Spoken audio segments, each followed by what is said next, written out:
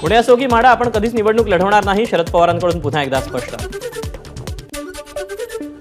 विरोधकांवर दबाव टाकण्यासाठी यंत्रणांचा गैरवापर, देशातील मोठ्या पक्षाचा प्रचार थांबवण्याचा प्रयत्न सुरू.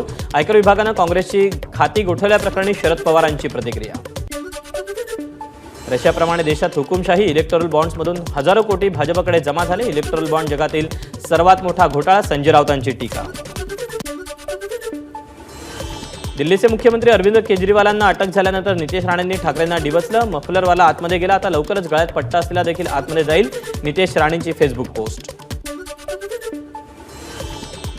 उद्धव ठाकरे औरंगजेबी विचारांचे, त्यांनी स्वतःच्या भावाला घराबाहेर काढलं. चंद्रशेखर बावनकुळेंची टीका. आश्रमशाळेत दूध घोटाळा झाला. समाज कल्याण विभागात 1050 कोटींचा घोटाळा झाल्याचा आमदार रोहित पवारांचा आरोप. सरकारच्या घोटाळ्याबाबत बोलणाऱ्या बाल नेत्यांना आपण कमी वयात 6000 कोटींचे मालक कसे झालो, कारखाना जप्ती का आली तेही एका पत्रकार परिषदेत सांगावं.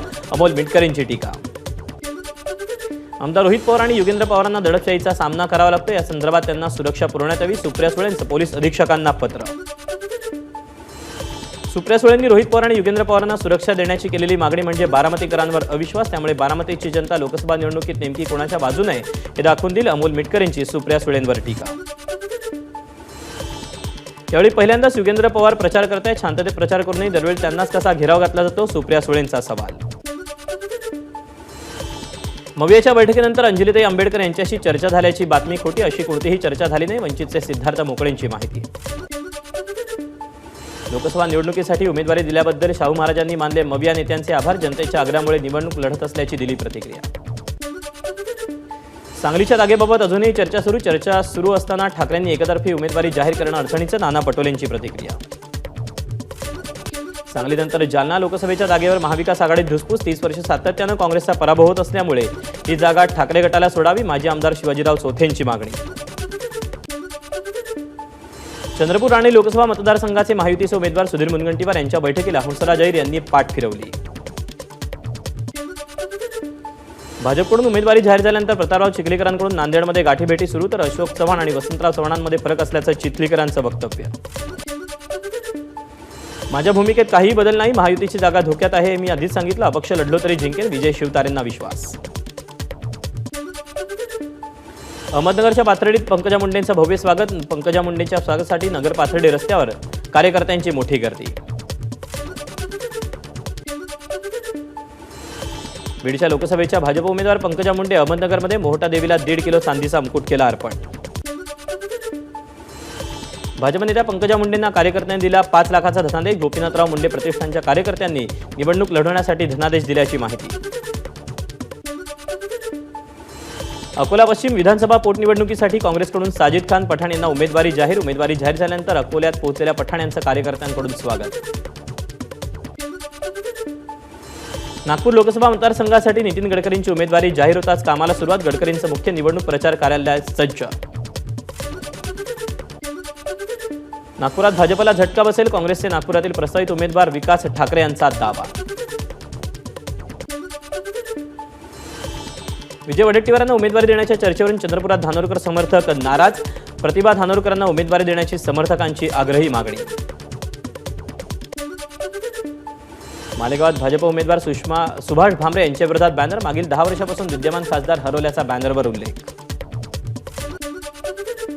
अहमदनगर दक्षिण लोकसभा मतदारसंघात महाविकास आघाडीकडे उमेदवारीचा पेच कायम. निलेश लंके पत्नी राणी लंकेच्या उमेदवारीसाठी आग्रही. श्रीरामपूरचे माजी आमदार भाऊसाहेब कांबळे शिवसेनेत, ठाकरे गटाला धक्का. रात्री उशिरा मुख्यमंत्र्यांच्या उपस्थितीत पक्षप्रवेश. आचारसंहिता घोषित झाल्यानं अहमदनगर शहरातील विविध चौकात लावण्यात आलेले राजकीय फलक, राजकीय पक्ष चिन्ह हटवण्यात आले. निवडणुकीच्या अनामत रकमेत 1000हून अधिक कॉईन भरता येणार नाहीत, तर कॉईन ॲक्ट 2011 नुसार 50 पैशांचे कॉईन 10 रुपयांपर्यंतच ग्राह्य धरणार. लोकसभा निवडणुकीत संवेदनशील आणि अतिसंवेदनशील मतदान केंद्रावर आता ड्रोनची नजर असणार. हिंगोलीत आचारसंहिता काळात तुतारी वादक कलाकारांवर संक्रांत. तुतारी वाजवणारा माणूस राजकीय पक्षाचं चिन्ह असल्यानं व्यवसायावर परिणाम.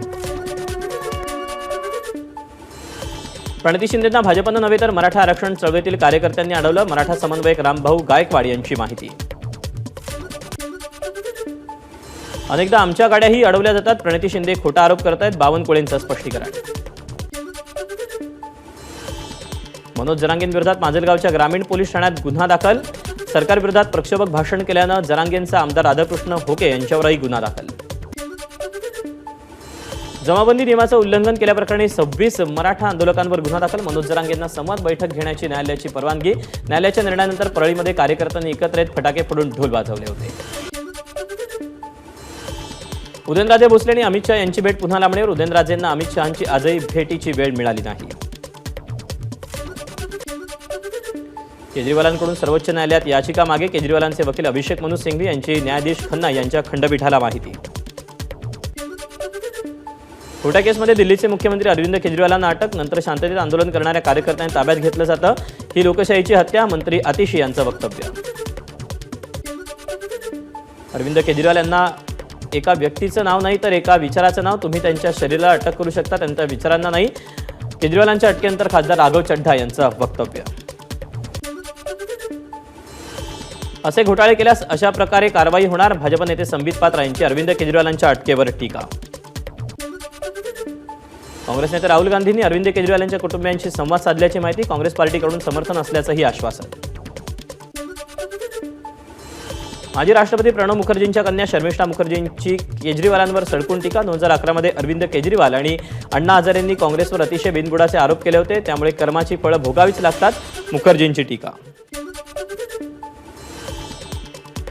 दिल्लीत आयटीओवर केजरीवालांच्या अटकेविरोधात आपची निदर्शनावेळी आपच्या दिल्लीतील मंत्री आतिशी यांना पोलिसांनी ताब्यात घेतलं. कथित मद्यधोरण घोटाळ्याप्रकरणी दिल्लीचे मुख्यमंत्री अरविंद केजरीवालांच्या 10 दिवसांच्या कोठडीची ईडीकडून मागणी. केजरीवालांना जर मुख्यमंत्रीपद सोडावं लागलं तर दिल्लीच्या मुख्यमंत्रीपदी कोण बसणार याची चर्चा देखील सुरू. केजरीवाल यांच्या पत्नी सुनीता केजरीवाल, दिल्लीच्या शिक्षणमंत्री आतिशी आणि आपचे नेते सौरभ भारद्वाज यांचं नाव चर्चेत. मुख्यमंत्रीपदी केजरीवालच राहणार. दिल्लीच्या शिक्षणमंत्री आतिशी यांचं स्पष्टीकरण.